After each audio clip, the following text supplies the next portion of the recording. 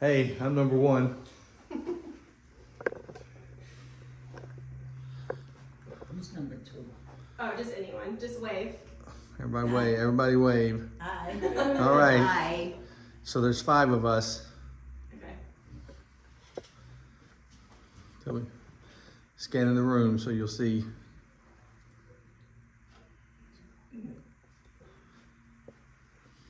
She get back? Why? Okay. Good. All right. All right. What is the first thing everyone wants whenever they wake up in the morning? Coffee? Coffee. A cup of coffee. For my informative speech topic, I chose the coffee culture in Honduras, and it's one of the best places in the world to grow coffee beans. My interest sparked because I've been to Honduras many times. So has my dad and a lot of people that we know. He goes a lot more than I do, but the coffee there is unbelievable.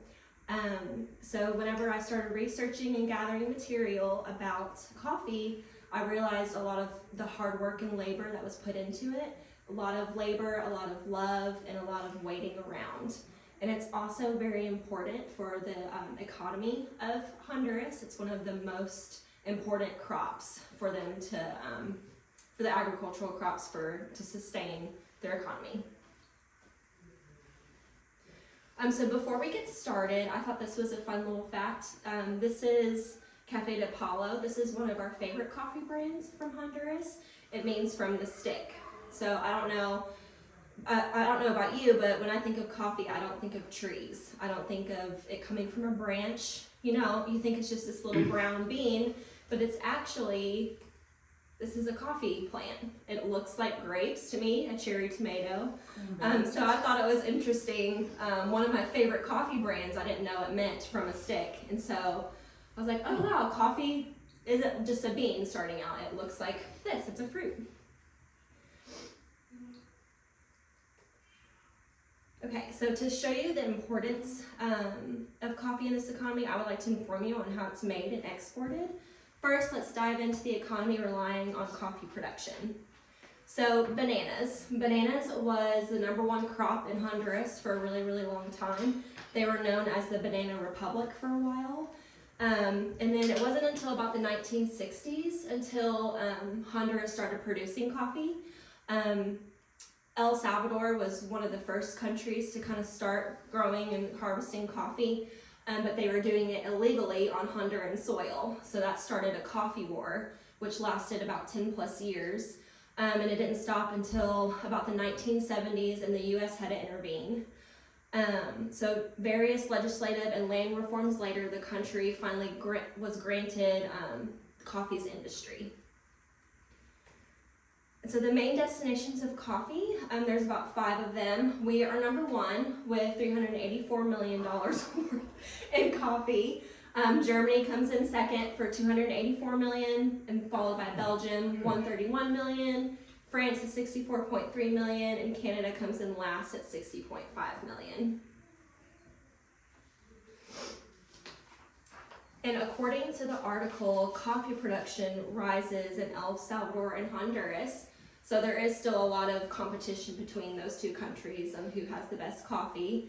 The increase in export reflects higher production and improves work prices. When prices are low, significant quantities of Honduran coffee beans are smuggled into the neighboring countries, where higher prices are paid for what is perceived to be better coffee. Now let's look at the land of Honduras and the different types of coffee.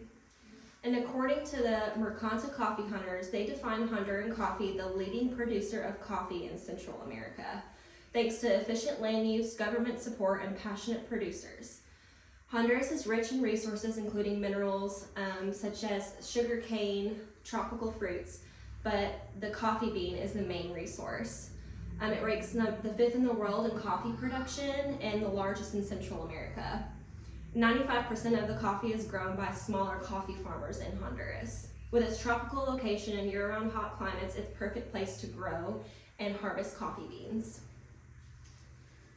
And there are 6 different types of coffee regions and 6 different types of coffee grown in different high and low altitudes. Number one is Opalaca, a high altitude, and this bean is more of an acidic taste.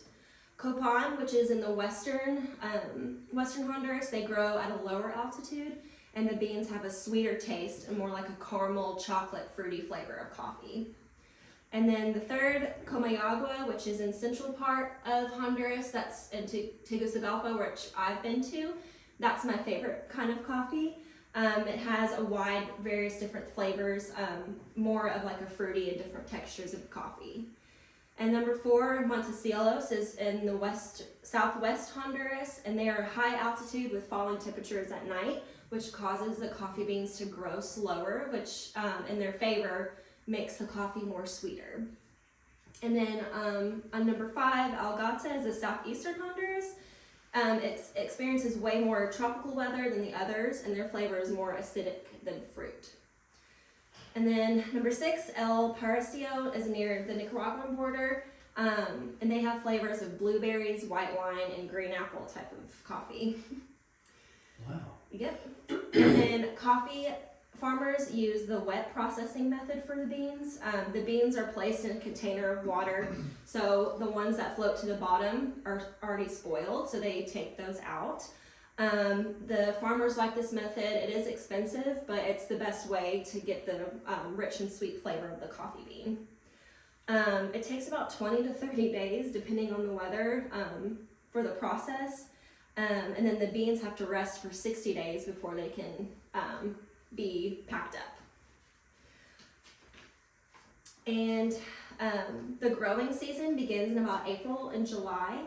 And then August, September, the plants start to go into bloom. So late September to March is when they're the busiest, that's when it's go time to harvest the coffee beans. They've come up with several different ways to dry the coffee beans, but the best that they do is the solar dryers, and it works almost like a greenhouse for the natural way to dry the coffee beans. Now let's move on to a day in the life of a coffee farmer. So the day begins at 5 a.m. It's really, really cold, so they have to layer up and bundle. And then the women stay with the children, and they handle the housework, the cooking, the cleaning. And then around lunchtime, it gets super, super hot. So for personal experience, I know it is really, really cold in the morning, and then it gets really hot quick. So for lunch, they take the farmers their lunch, and it's rice and beans. They don't consume meat because the lower income family and poverty line, they can't afford the meat there. It's really expensive to keep livestock fed. So rice and beans is usually their go-to meal. Farmers have to work quickly to risk the ripe fruit falling from the tree. So once it falls from the tree and hits the ground, they can't use that fruit for coffee. So they have to quickly gather the fruit and depulp and put it in a burlap sack, which on my previous slide had the horses with the burlap sacks carrying it. Coffee is a farmer's livelihood. It's what sustains their family. It provides like a roof over their heads for their way of life. In conclusion, the importance of Honduran culture is family, loyalty, religion, music, and food, but the main culture is coffee. It brings everyone together, coffee does. The importance of this crop is extramural for families' livelihood to survive. The country relies on its agricultural crop to sustain its economy. And now, if you'll excuse me, I must go brew myself a cup of coffee. Well, no, that's good. I didn't know that. I didn't know that was a big deal.